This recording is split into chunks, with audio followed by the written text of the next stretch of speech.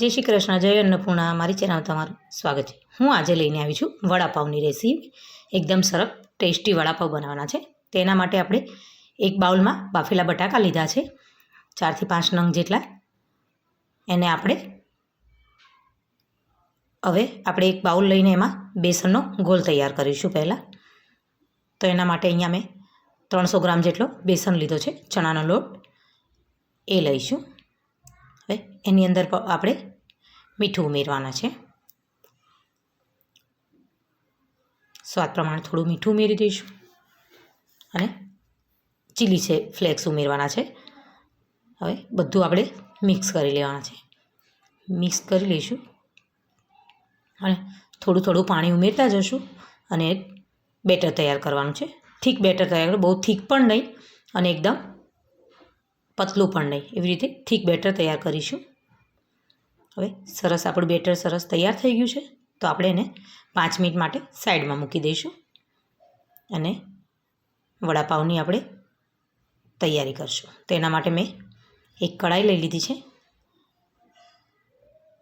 એની અંદર આપણે તેલ ઉમેરવાનું છે. મેં અહીંયા 2 થી 4 ચમચી જેટલું તેલ ઉમેર્યું છે. તેલ ગરમ થાય તો આપણે 1 ચમચી રાઈ ઉમેરી દઈશું અંદર. અને રાઈ થોડી ફૂટી જાય બધી પછી આપણે અંદર લીમડો ઉમેરવાના છે. અહીંયા મેં લીમડો ઉમેરેલો છે, મીઠા લીમડાનો ઉપયોગ કર્યો છે. હવે આદુ મરચાં લસણની પેસ્ટ તૈયાર કરેલી હતી એ ઉમેરી દઈશું. 2 ચમચી જેટલી મેં ઉમેરી છે. જેવું તમે સ્પાઈસી ખાતા હોય એવી રીતે ઉમેરી શકો છો. હવે એની અંદર આપણે અડધી ટીસ્પૂન જેટલી હળદર ઉમેરવાની છે અને સ્વાદ પ્રમાણે થોડું મીઠું ઉમેરીશું, કેમ કે બધા જ વસ્તુમાં મીઠું હોય એટલે મીઠું જોઈને જ ઉમેરવાનું છે. હવે જે બટાકા મિક્સ કરેલા છે એને આપણે અંદર ઉમેરીને મિક્સ કરી લેવાના છે. હવે બધી વસ્તુને આપણે સરસ મિક્સ કરી લઈશું. એકદમ સરસ મિક્સ થઈ જાય ત્યાં સુધી કરવા દેવાનું છે. હવે એની અંદર આપણે થોડા ધાણા ઉમેરી દઈશું અને બધું સરસ મિક્સ કરી લઈશું પાછું. હવે બેટરને એક બાઉલમાં આપણે કાઢી લઈએ.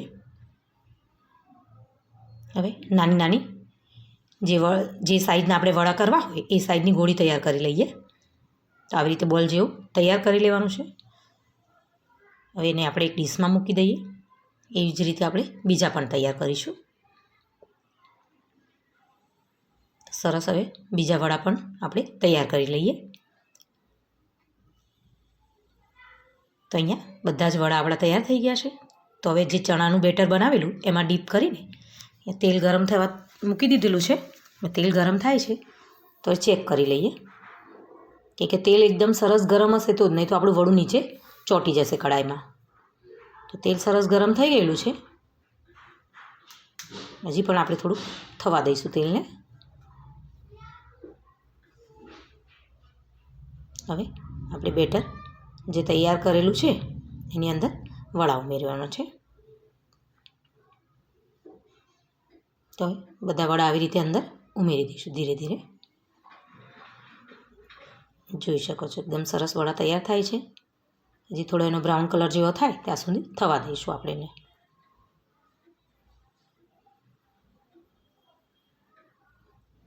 તો હવે આપણા વડા સરસ તૈયાર થઈ ગયા છે. તો આપણે એને એક ડીશમાં કાઢી લઈએ.